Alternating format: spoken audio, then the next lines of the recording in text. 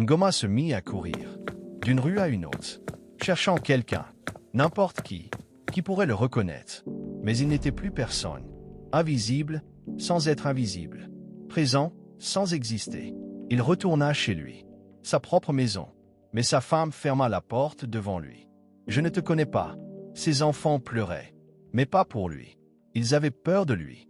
Ngoma tomba à genoux. Pour la première fois, il comprit. Il avait tout perdu. Pas à cause d'un accident. Pas à cause d'un ennemi. Mais à cause de lui-même. Alors, il pensa à la seule personne qui pouvait encore le voir. Sa mère. Il partit la voir. Dès qu'elle posa les yeux sur lui, elle pleura. « Mon fils !» Elle l'avait reconnu. Sans hésitation. Sans doute. Parce qu'une mère ne reconnaît pas un visage. Elle reconnaît une âme. Ngoma s'effondra en larmes. Il raconta tout. Chaque détail. Chaque faute. Chaque choix. Sa mère resta silencieuse. Puis elle dit doucement. « Ce que tu as perdu n'est pas ton nom. » Elle posa sa main sur sa poitrine. « C'est toi. » Elle lui expliqua alors la vérité. Ce qu'il avait fait avait brisé son identité spirituelle. Et pour la récupérer, il n'y avait qu'un seul chemin. Un sacrifice. Pas de sang.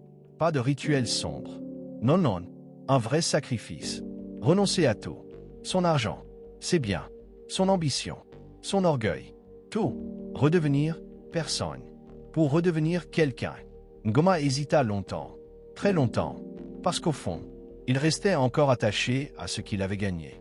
Alors sa mère lui posa une seule question. « Tu préfères être riche ou exister ?» Un long silence. Et c'est là que tout se joue. Parce que dans la vie, certains gagnent tout et perdent l'essentiel. Et d'autres perdent tout pour enfin se retrouver. Ce n'est pas la richesse qui définit un homme. Ce n'est pas le pouvoir qui lui donne une valeur. Mais ses choix. Parce que le jour où tu vends ton âme pour aller plus vite, la vie peut te faire payer d'une manière que tu n'avais jamais imaginée.